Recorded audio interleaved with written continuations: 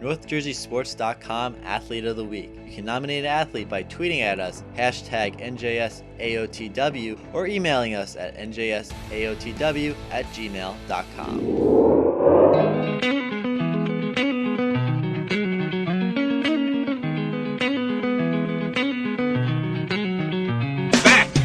Monday Morning Quarterback, NorthJerseySports.com's original multimedia series talking all things football across North Jersey.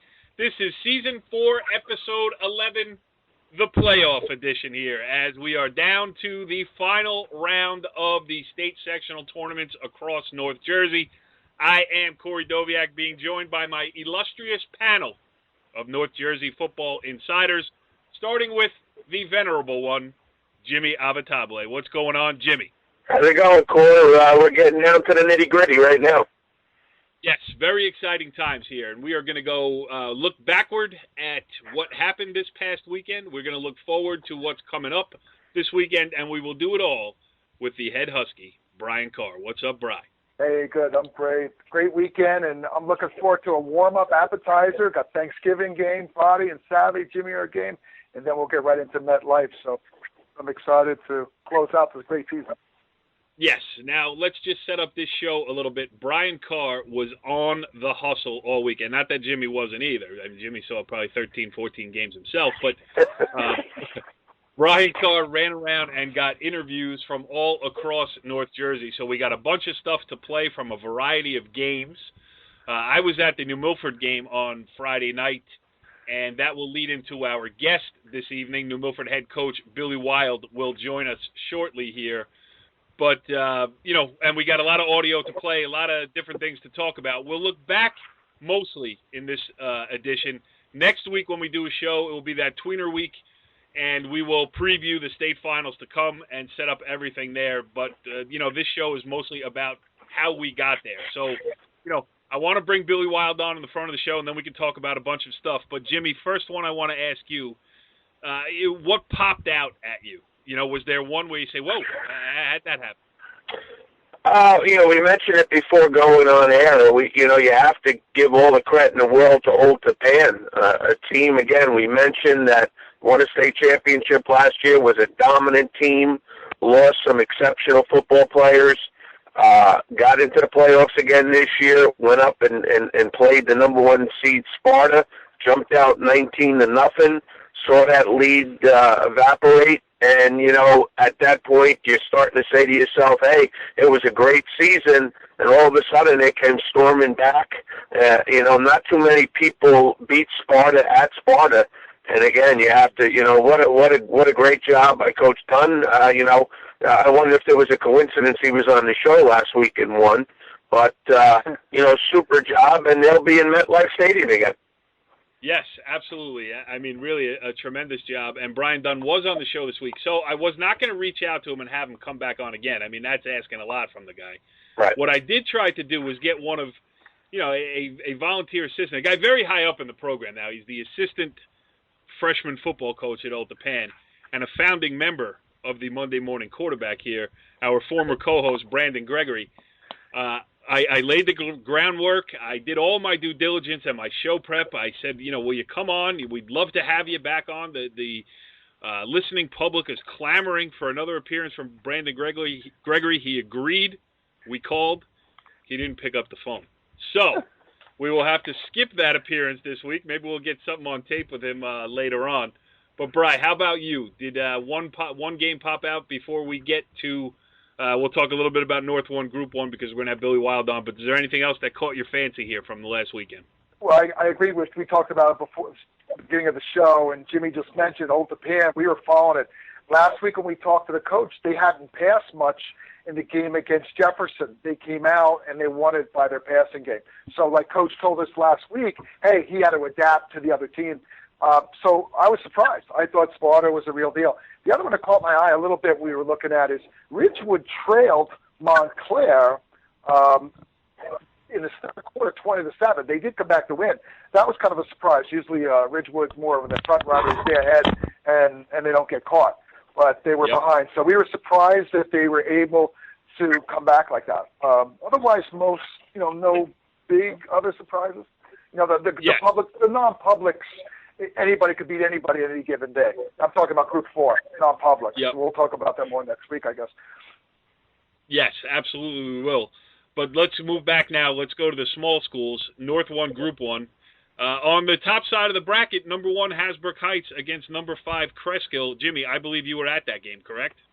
Yeah, second time they matched up this year at Hasbrook Heights for the second time, and the first game it was totally dominated by Hasbrook Heights, and I had spoken to their offensive coordinator Adam Baera, and he had mentioned during the week it's very difficult to beat a good team twice in a season, and it looked like Hasbrook Heights was going to take care of business early. They jumped out 12-0. They returned an interception on Creskill's first drive for a touchdown.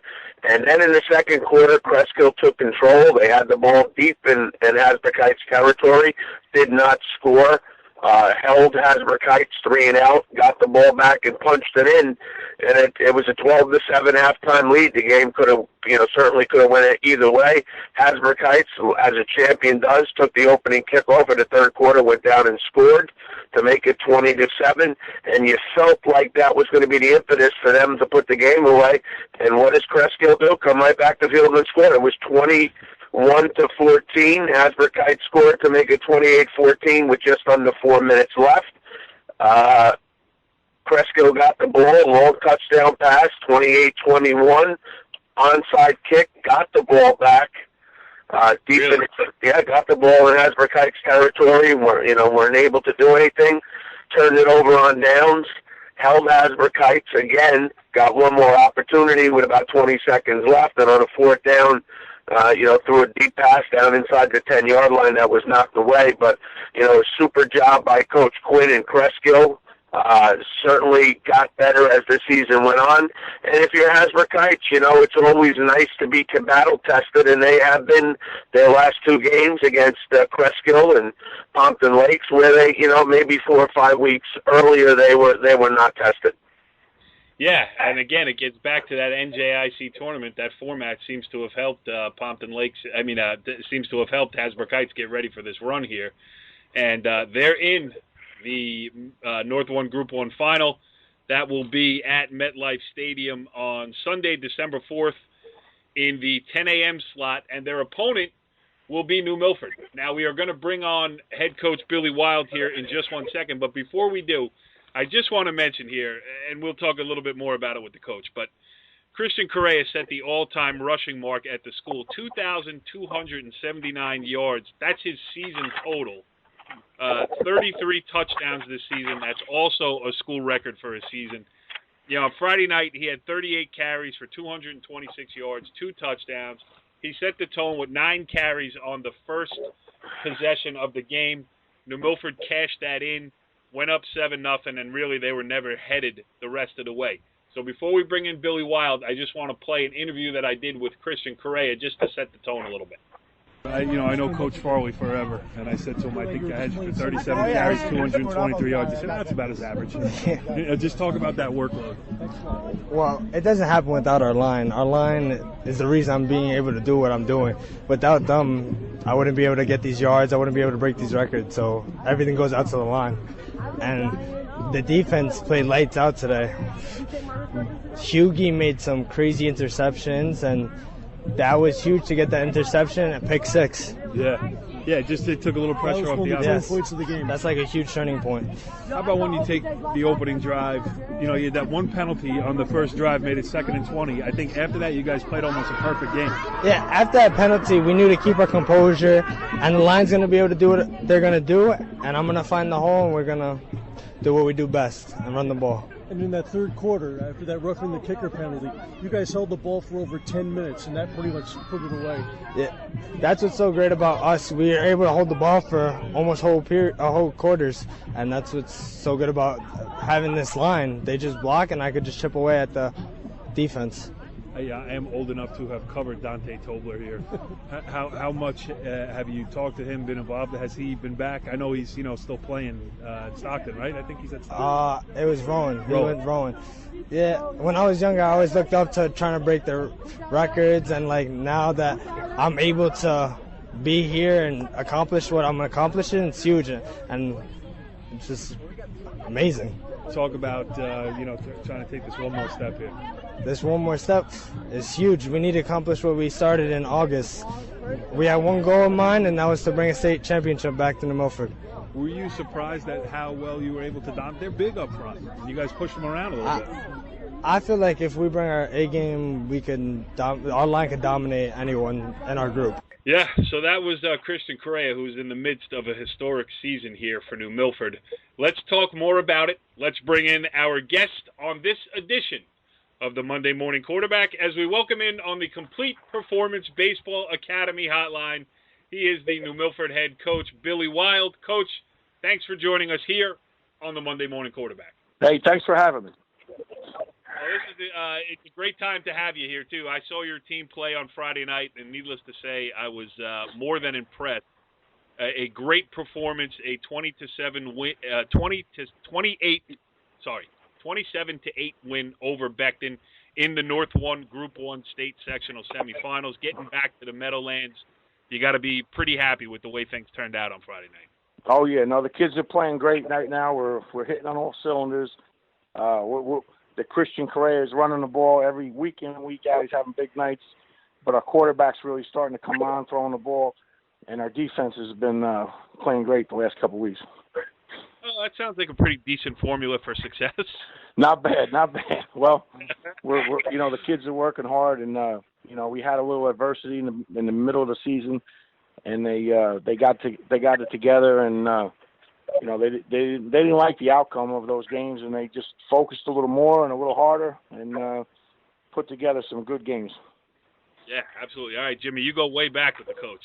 What do you got? Yeah, Coach beat us a couple of times when he was at Hackensack, and Coach, you talk about Christian Correa, obviously an outstanding running back who set a school record. He's over 2,200 yards, almost 2,300 yards. And the amazing thing is you look at the stats, he's at 291 carries for the year, 10 games. That's just under 30 carries a game, which is pretty amazing in today's game. If you can, talk about his durability. I mean, it's something that popped out at me. Hey, the kid's a stud. The kid is, he's just put together. He's built together. He's strong. His conditioning is second to none.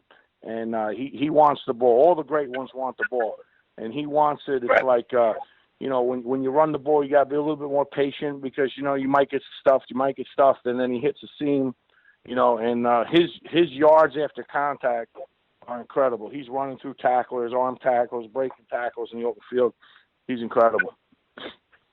Yeah, he really is incredible. But talk about your line too. It was funny watching. I'm standing there on the sidelines. On Friday night, and I'm looking at Beckton's line, and I'm looking at your line. I'm like, wait, is this Group 1 football? You got some beef up front. Both teams did. Hey, it's the first time I've been here. Since I've been here, we finally might scare some people getting off the bus, And, and it's a short line, though, Coach. It is Group 1 football. You can tell because the exit from the bus takes about 11 seconds or so. That's right. These guys they worked hard in the off season. Last year we started 6 sophomores and a freshman, so they paid their dues. We got a little mixture of seniors and juniors in there, and we got a little size, a little, and aggressive. We're playing aggressive style football. We're coming off the ball, and that makes a big difference. Yep. Go ahead, Brian. Hey, I was going to ask Jimmy. Asked my question. You guys are like running back you over there. You got AJ Scupa and Ed Marinara. But anyway, let's talk about the defense. Matt McElroy has been really standing up for you guys. I think he averaged about 11 tackles a game. Why don't you tell us about him? And I know he's looking at some schools in college to play football. Tell us about Matt. Yeah. Matt is a 3-sport star. He's a real gifted athlete. He's long. He's going to put weight on. He's about 210 now, 215. He runs sideline to sideline. He can cover guys. He can fill. And he's very intelligent, and we're real happy with him. He's a very bright guy, a lot of interceptions, and he sets the tone on that defense. He gets us lined up correct. He makes some calls, some audibles, and he does a great job. Yeah, and he should have had another touchdown the other night. I'm sure you watched that one on Oh, tape. That man. ball did not hit the ground, right? Man, was his arms under that ball or what? Holy cow. I can't believe it. I wish I could have threw a red flag. Yeah, no doubt about it. Well, you maybe not though, Coach, because that was pass interference on you in the end zone in the corner. Well, on the other side. Wait, listen. You get some, you lose some. You know what I mean? So. Yeah. Bill, and Jimmy and I have had this conversation too. I really like the way you run your program because being a small school guy myself, I know how hard it is to create continuity the year in, the year out. There's some great examples around, like a Nick Del Calzo, like a Scott Mahoney up in Pompton Lakes, but you do the same thing. I mean, you got all the social media going. You're getting your kids in front of college coaches. You got the website, all the updates. You get the roster, all of those things. How important is that to, keep this thing rolling a little bit? The kids know what to expect when they get there. You seem to be a lifer in that place. I mean, I don't know what the future holds or whatever, but you've certainly put in a good shift there. Well, just talk about. Oh, go ahead. Talk about. I think what has to happen is you have to, without that word recruit is a bad word that people say, but I'll say it. You have to recruit your own players nowadays. You got to keep them home. I got to keep Matt McElroy home. I got to keep Christian Correa home. The Bergen Catholics, the Don Boscos are right up the block, the St. Joe's. They're coming around, and you know what? So you got to show to them that, hey, you want to go to a great school. We can get you in front of great people. We can put you in front of the people that you need to be in front of. We can get you the proper education. You can be all county. You can be all state. You can be offensive player of the year. You can be athlete of the week right here at New Milford High School.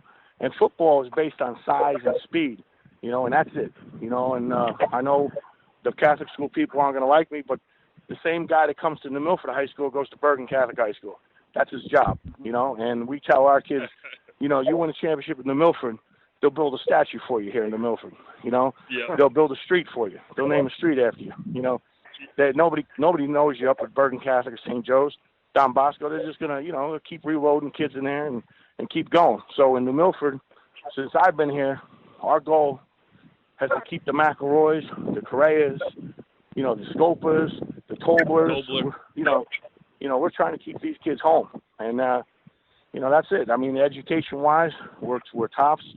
Academically, we just put a kid in Princeton last year, a kid at West Point. So, McElroy, he's been in front of the Clemson coach, Notre Dame coach, Boston College. He was on the sideline of Syracuse, because he's got the right size, he's got the right speed. He fits the bill. So that's how we're running it, Yeah, no, absolutely. And I can attest to that firsthand because I was there last year, I believe it was, when you did Ed Marinaro night. My mother, funny enough, was one of Ed Marinaro's teachers. She was there for her first teaching job was at New Milford High School for 2 years. And Ed Marinaro happened to be one of her students. So that was fun for me to go back there. But it also speaks to the tradition that the school has built there. They brought him there. It was a great turnout, great community event. It was a lot of fun. Yeah, we try to do things like that. We try to keep it safe. Small towns, like you talked about, Nick Del Gazzo, Bob Viley, Glen Rock. Right. These guys have been winning for 25 years. They're just not winning 1 year at a because there is continuity. All the coaches stay. The players come back and coach. They want to get it done in their town. They're proud of where they grew up, and there's a lot of pride. And when you run into a Hasbrook Heights, or the Junior Football League or the Rutherfords, there's a lot of juice down there. It's a lot of fun. So that's what we're trying to be like. That's how we tried to build it up. Yep. Jimmy, well, maybe you could expand a little bit more, Jimmy, on the New Milford Hasbrook Heights relationship here. Yeah, we spoke before you came on, Coach. I mean, this is the 30th anniversary of New Milford's second state championship in a row. In 1986, they defeated Hasbrook Heights, I believe, 13-7. So it's kind of interesting that you guys are matching up again. But I just really wanted to mention, obviously, we know the running game. When teams come in, their priority is to stop the running game. If you can, let us know a little bit how the passing game has evolved as the season's gone on with Ryan Tickenek. Well, Ryan's only a junior, and we put him in the last 5 games last year. He went 5-0. He had a great summer, and he's the key because they can't you know, they want to load the box on Christian, you know, then we're going to throw over the top. We're going to throw the ball, and he's allowing us to do. He's making great decisions with the ball. That's what's important. When you throw the ball, it's about trust, you know, and we don't like turnovers. So he's not throwing a lot of picks, a lot of fumbles, and he's getting the ball to our receivers. We got good kids that can run nice routes, catch the ball, and that allows some of those safeties. They got to respect it, and then that gets Christian into that second level. And once he's in that second level, it's over, you know? Yeah. Brian, you got one more for the coach? Hey, the big one. So you guys scrimmaged Heights. We were there. Jimmy and I were down there. We saw you scrimmage Heights beginning of the season. What do you think? I mean, I look at the stats. You guys look almost identical. Running, everything is very similar. But what do you think you got to do to overcome that challenge of Heights? Well, listen, they're a fabulous team. They do it all. I mean, their defense is tremendous. Their quarterback's a stud. You know, they got some speed on the outside. We're very similar. It's like, who's going to make the big mistake? You know, maybe. You know, they're tremendous, and it's an honor to go play those guys because, like I said, they're what every small town USA is about in football, and that's what we are. And it's two great towns going against each other, you know. And we scrimmage every year because that's where we want to be. That's my measuring stick. I go down there in August and say, hey, you know, we can hang with these guys. We got a shot. If we can't hang with them, then we don't have a shot because they're there every year. You know, that's why we do it. How do you like that 10 a.m. slot? Hey, listen, I'll play it at, 2 in the morning. You know what I mean? You call me, I'm there. I knew you were going to say. So, listen. You know what the crazy part is, if you played it at 2 o'clock in the morning, Brian Carr and Jimmy Avatable would be standing on your sideline watching the game. That's right. That's right. All the football gods, the football junkies will be there, you know? So, we're going to MetLife. That's all that counts. You know, a couple of years ago, they put us down in Keene. I don't care where it is, you know, but the kids love this stuff, and it's a great honor. It's a thrill, you know, and we're excited about it. 10 o'clock, 1 o'clock, 4 o'clock, it don't matter. You know, we can't wait. Billy Wilde, the head coach. Oh, go ahead, Brian. No, hey, last thing. Hey, Coach, I was over in New Milford tonight, had dinner, and so I was looking at the sign at the store. The guy says, "Go Knights." And then I'm driving out of the parking lot. There's a car ahead of me. I think it was Matt McElroy's father. It had number 5 on the back of the car, you know, written in crayon. So it looks like they're excited in New Milford to go to this game. Hey, the town's pumped up.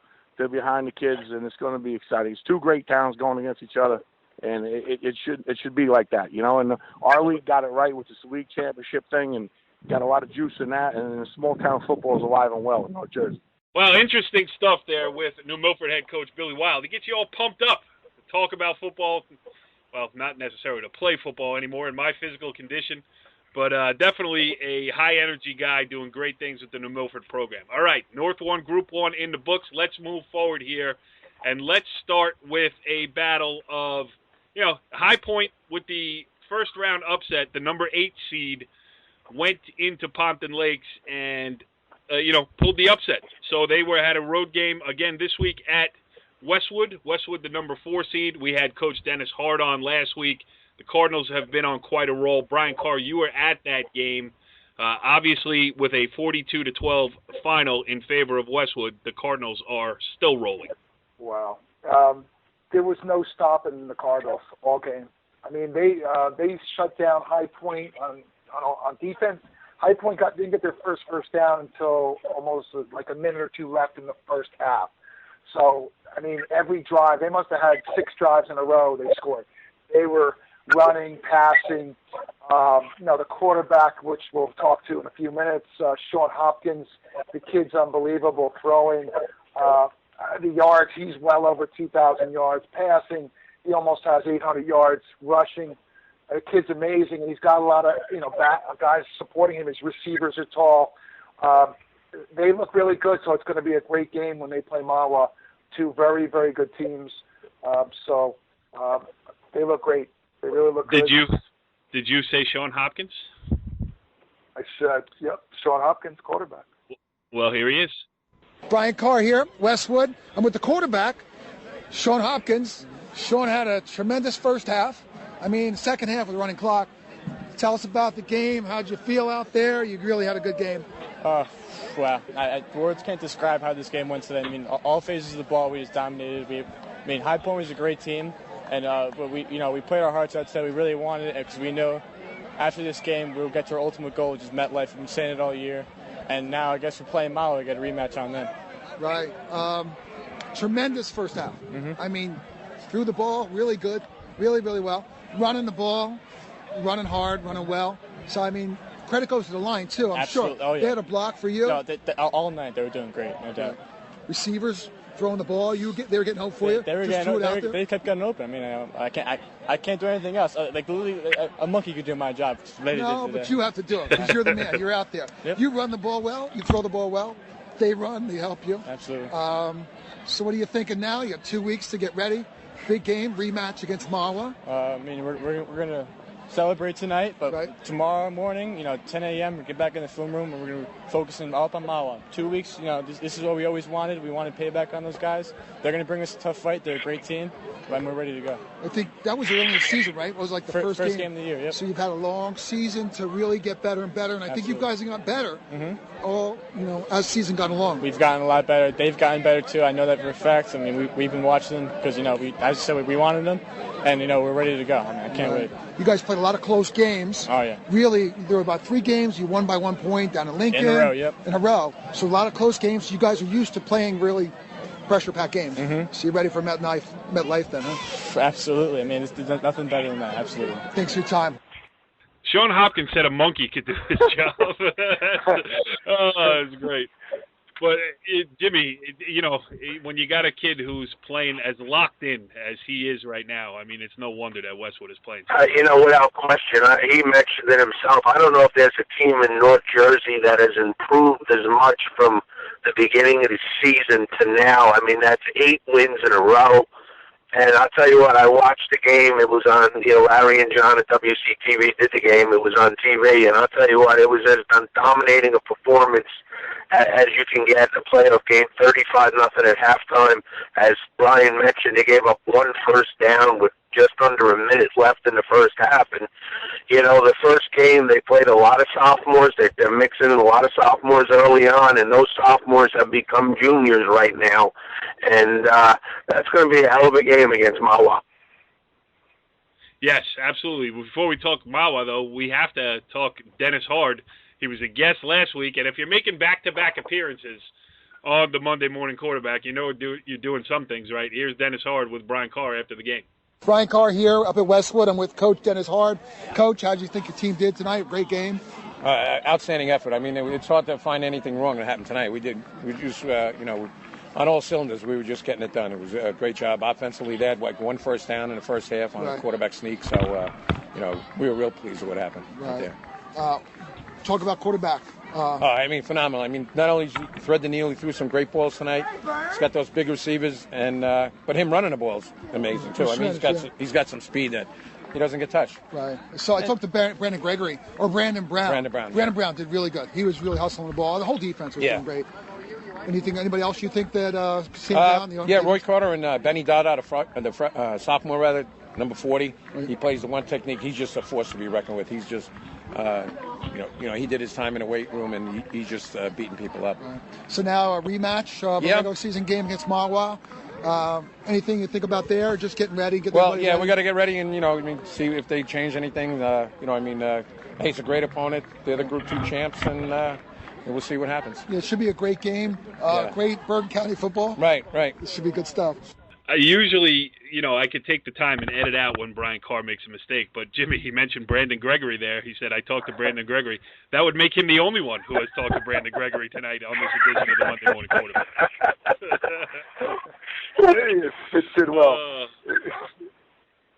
Unbelievable. All right, so let's move on to the other side of the bracket. As Coach Hart just mentioned there, Mawa is the defending champion. That game, Westwood, the number 4 against number 1 Mawa, will take place Sunday, December 4th, 4 p.m. on Bergen County Day at MetLife Stadium. Jimmy, this is going to be a slobber knocker here because these teams know each other. They both have great winning traditions. Mahwah beat Pequannock 35-13. Yeah, they completely dominated a Pequannock team that a lot of people thought could go in there and give them trouble. They did not. But, you not only mentioned two good teams, you mentioned two good programs. Westwood, this will be their third final in 4 years. Won two in a row, and then back this year. And Mahwah's going for a back-to-back situation.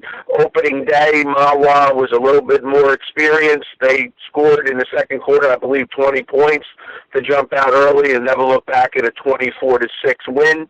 But I think Westwood has closed the gap a little bit, and it should be a hell of a game. Looking forward to that one. Let's move on to North 1 Group 3. And actually, we talked about the top half of the bracket at the top of the show. Number 4, Old Japan, the defending champion. Well, actually, last year's Group 4. Weren't they North 1 Group 4 last year, Jimmy? Yes. So they moved Correct. down to North 1 Group 3 this year. They're still a defending champ. They're the number 4 seed, and they will be playing in MetLife Stadium on Saturday, December 3rd, in a 7 p.m. start time, the prime time slot there at MetLife Stadium. And the other side of the bracket, for Old Japan, the 4 knocking off the 1. How about number 3, Riverdale, knocking off number 2, Ramapo, Bry? That was a rematch from a regular season game 2, won by Ramapo. Ramapo was on its home field. Ramapo was the defending champion in that bracket, and Riverdale shut him out in the second half and came back for a 35-21 win. Yeah. You took the words out of my mouth. They really shut them down in the second half. Gave up 21 points in the first half, and they shut them out. So, Riverdale, Coach Nymphius really coaches his guys up at halftime and adjusts, and made some good defensive plays with a couple of interceptions in the second half to shut them down. So the defense steps up for them. They have a great offense with Estevez moving the ball. So that looks like another good rematch between two really good teams. The last time it's been 10 years that he's had his program in the playoffs. So very successful there at Riverdale. And obviously Old Japan, Old Japan's the same thing. MetLife, they've been there now. This will be their 4th time in the last 10 years for them. So both programs, like Jimmy mentioned with Westwood Mahwah, these programs are both very good programs. Yeah, Jimmy, as well. It's no coincidence. All DJ Nymphius does is get his teams to state finals. And listen, Ramapo, after starting the season 0-2, they had a great season as well to get back to the semifinals. But we had DJ Nymphius on the show earlier in the season. He was saying he didn't know how good his team was. Obviously, they're pretty good. Hey, there's no question. Ramapo at 0-2, people thought that their season was lost, and kudos to Coach Gibbs and the Green Raiders. But there's 3 things that are guaranteed: death, taxes, and DJ Nymphius and Riverdale going to MetLife. And, they continue to knock on the door every year. And you know what? They are, for a public small school, you just marvel at their consistency. And I tell you what, personally, I hope that they come out with a W. They've been there. They've had some tough losses, and nothing against Old Japan, but you like to see Riverdale finally come home with it. Well, just for the record here, I want to make a note to fellow Northvale resident Brian Dunn. That was Jim Avatable's prediction. You know me. I always go with the home team. Not necessarily a prediction. Just, a hope for Riverdale. It's tough to continue to get there year in and year out and be as gracious as they have been in defeat walking out of there. And, the coach in you would like to see those kids succeed. And it's the same situation as it was with Craig Nielsen when he finally won his first one at Pascack Valley. And then last year with Brian Dunn taking Old Japan there and exercising some demons and getting his first one as well. So you're right. All kidding aside, it would be nice to see DJ Nymphius. But again, I didn't say that. North 1 Group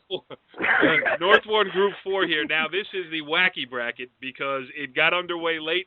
There was a lot of legal wrangling and everything else going on. People lawyered up. People closed-door meetings and everything else. Anyway, Wayne Hills is back in, and they were only in the quarterfinal round. Wayne Hills back in, the number 1 seed, a 33-7 win over Roxbury. I don't think we have to say more about that. Wayne Hills has gotten enough press coverage in the last couple of days here. West Morris ended Fairlawn's great season, 35-14. West Morris was the number 4 seed. Fairlawn was the number 5. Wayne Valley with a 32-14 win over Morris Hills. And Jimmy, help me because my notes are incomplete here. What happened on the bottom? Do you know? Randolph upset number 2 seed Irvington, which was a little bit of a shock. Randolph, obviously, when you were in school, when I was in school, had the longest winning streak in the state of New Jersey. They've been down for some time. I tell you what, beating a very, very talented Irvington team, and if Wayne Valley is not ready to play, Randolph will certainly take it to him. And Brian Carr made a great point in one of his many text messages during the day here in doing show prep. Great job by, I don't know who decided what time these games were going to be played, but Wayne Hills will play its semifinal game on Saturday at 1 p.m., while Friday night Wayne Valley will play Randolph. So if you're a Wayne football fan or a football fan in general, but you know what? Of all this craziness, this actually works out pretty good. I mean, maybe not from everybody's perspective and all the participants involved, but now moving on here, you got playoff games this weekend where it would have been a dead period. So you got Wayne Valley Randolph on Friday night in Wayne. You got Wayne Hills West Morris on Saturday afternoon. Jimmy, all is well now, I guess. I guess so. I mean, for Wayne Hills, their best players showed up and played well, and they won, and they're the most talented team in the bracket. For Roger Cutlars and Wayne Valley, you'd like to see them get another shot. They had a lead late against Wayne Hills in the regular season and couldn't hold it. So, Wayne Hills certainly has a lot of work to do left before they're crowned champions. Absolutely. North 1 Group 5. Brian Carr mentioned it at the top of the show. Ridgewood, a nice comeback victory over Montclair. They had Montclair in their sights the whole season, and then to finally, play the game and get a win at home in Ridgewood, a good one for Chuck Johnson and the Maroons. And then the other side of the bracket was a great game. Passaic Tech, the 3 seed, went to the roof on top of Union City High School down there and came out with a 16-14 win over Union City. So, Jim, the more things change, the more they stay the same in North 1 Group 5. Yeah, it's a rematch of last year. The question we had with Ridgewood is, they had not been down all year in a game. They had not trailed, I believe, at any point in the season. They were down 20-7 to a talented Montclair team, and we were following that game on the Twitter, saying, "Hey, this might be where you get hit with adversity, and you don't know how to deal with it." But to their credit, Coach Johnson and the Maroons found the way and got back on top and pulled away. And for Passaic Tech actually scored with 1 second left in the game. A controversial call. Did he put the ball over the goal line before he fumbled, or he didn't? They ruled that he did. So Passaic Tech, the defending champs, are alive, and we have a rematch. And it should be a good one. Sunday, December 4th at MetLife Stadium. That one is a 1 o'clock start. Let's move over to the non-publics now. Non-public Group 3. And I hate to say I told you so, but I told you so. It's St. Joseph Regional from Montvale, 45-20 over St. John Vianney, and DePaul 23-20 over Pope John Bry. We have been talking about DePaul all year long, played a brutal schedule, and now has come through it on the other side playing for a state championship. All right, hey, congratulations. They got it. We saw them early in the year on a scrimmage, and, they're young, and, they have a couple quarterbacks they can mix in. So hopefully they can give St. Joe's a challenge. I mean, St. Joe's is on a roll. Their offense has really stepped up. So we'll be there. Obviously, we'll see them on Saturday, December 3rd at 4 o'clock at MetLife. So I expect we can talk about that next week, what our forecast for that results are. But yeah, absolutely. Jimmy, any comments on that section? DePaul, we mentioned it. DePaul is hung in there with everybody on their schedule. They're young. The thing that hurts them is their lack of depth at times. They were very, very competitive during the regular season for St. Joe's at, midway through the third quarter, and then Joe's warmed down. But right now, Brian's right. St. Joe's is playing confident. They found their identity on offense. St. John Vianney was an undefeated top 10 team in the state, and that was 30-0 in the first half. So, obviously St. Joe's is the favorite, but, DePaul is not going to go in there intimidated, and they're going to take some shots. Yeah, absolutely. And that brings us to the big boys. We've been talking about it all season. It really, it's when you get to this point now, when you see the two teams that are playing in the non-public Group 4 final, that you realize how fast this season has really flown by. I mean, this is episode 11 of this show. We have been, every one of them, we have made mention of the fact that who knows what's going to happen. The regular season was really just a precursor. Everybody was going to get in because of the change of the rules, and when everybody got in, everybody was going to have a chance to win. As it turned out, it's Paramus Catholic, the number 1 seed, 35-29 win over Don Bosco Prep, and St. Peter's Prep with a 28-7 win over Bergen Catholic. So, Jimmy, start with the top there, Paramus Catholic, Don Bosco Prep. It really is amazing what a great job Dan Sabella has done in his first season as the Paramus Catholic head coach, and really the mastery that the program has had over Don Bosco the last couple of years. No question. They missed out on the playoffs last year at 3-6. Going into the season, you bring in Danny Sabella, one of the best coaches in New Jersey. They with the luxury of 29 seniors that had been through the wars. And, for some reason, we talked about Group 4 parochial as being a bracket of matchups.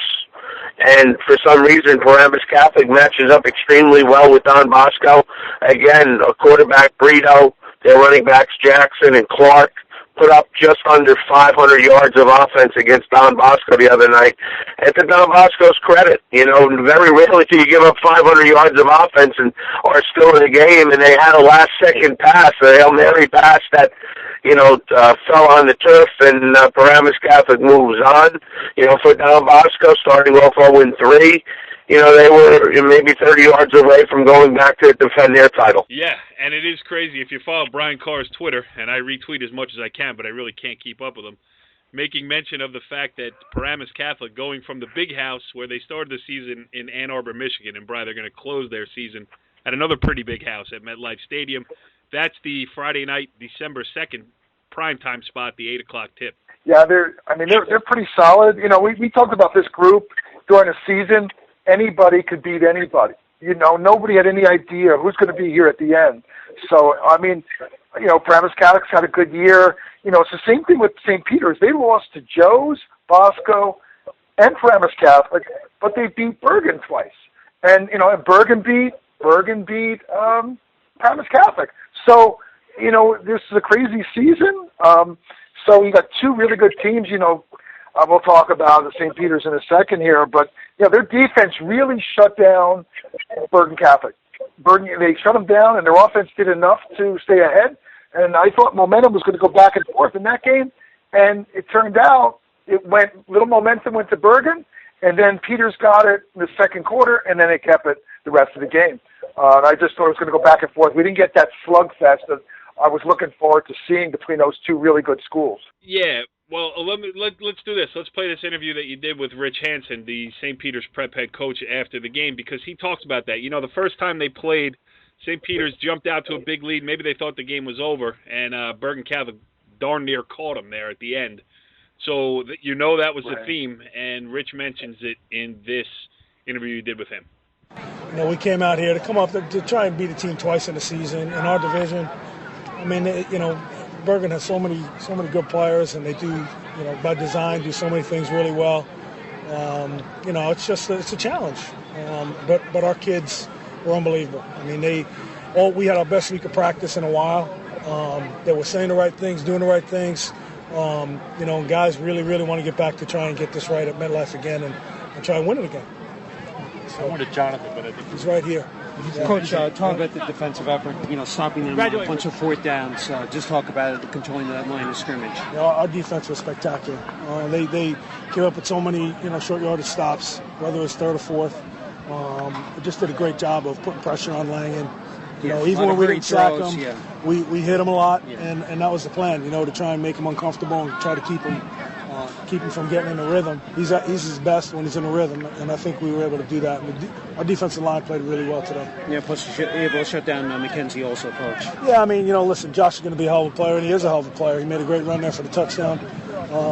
We really needed, to make sure we could secure the run and make them throw the football into what we thought, was for us an improved secondary and guys that really wanted to prove themselves. So we were able to do that. Except for the long run, I think Josh gave him some pop at times, but I thought defensively, we did a nice job. Yeah, Jonathan, 2 TD passes, a rushing score. Just talk about his performance today. John's the motor that makes us go.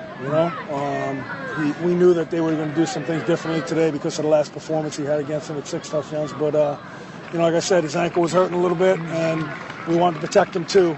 And I thought we were able to do that to some degree. But once you get into your stuff, he's such a big part of what we do that we can only protect him so much.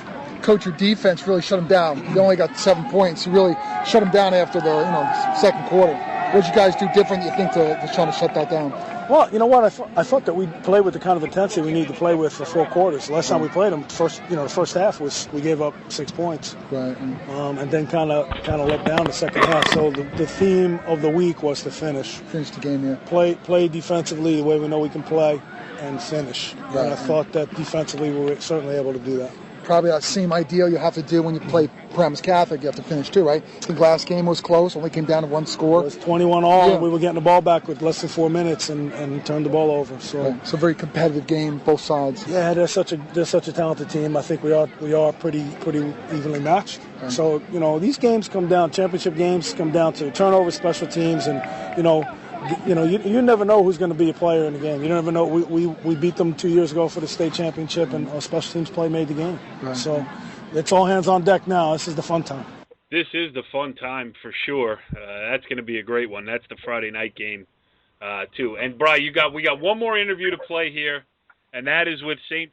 Peter's Prep quarterback Jonathan Lewis, who has one more high school game to play before hopefully taking over the reins of the Rutgers offense from day one next year in Piscataway. Here's Jonathan Lewis. Brian Carr here, up in Oradell.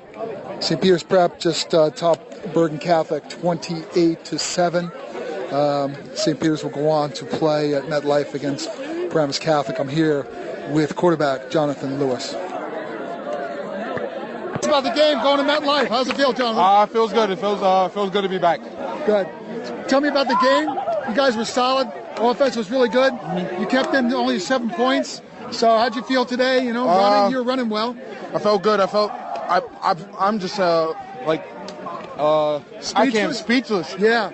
We're going to MetLife. I haven't been there since sophomore year. It's amazing. You'll feel good when you get back there because you've been there before, right? Yes. Yeah. So good Bergen team. You played well. I mean, Johnny was a little hurt. Johnny Langen was a little hurt in the second half. That kind of limited them in the second half. But tell us about your defense. Why'd you guys? Defense came out to play. Right. They stopped them every play. Held them to 7 points. This game goes to defense. Right. They stopped it for everyone. Great. So you're going to Rutgers? Yes. Good. Well, keep Jersey proud, right? Yes. Good luck. Thanks a lot. Thank you. Keep Jersey proud. How about bail Jersey out, Bri? I know. We need something. To help that school out. Yeah. All right. If I could just mention one thing, obviously Bergen Catholic lost and Peters was the better team that day, but you have to just marvel at Johnny Langen's performance this year. Obviously, playing with a severely sprained ankle for 4 or 5 weeks, and then early in the game got his knee rolled up, played the whole rest of the game in a knee brace. Obviously, it limited his running ability and his ability to throw the ball, and I thought just limited Bergen Catholic what they can do on offense. Obviously, give credit to St. Peter's; they took advantage of it. But the Johnny Langen, what a gutsy performance all year, and fortunately enough for all of us and him, he's a junior and he'll be back next year. Yes, and listen, he's going to be one of the top players in New Jersey next year. But, Jimmy, we can't get into next year yet. We still got another couple of weeks here of action-packed high school football in North Jersey. Next week's show, as I mentioned earlier, will be a legitimate preview show. We're going to get some coaches on. We're going to set up the matchups at the Meadowlands. We will do all that next week. Follow the leader.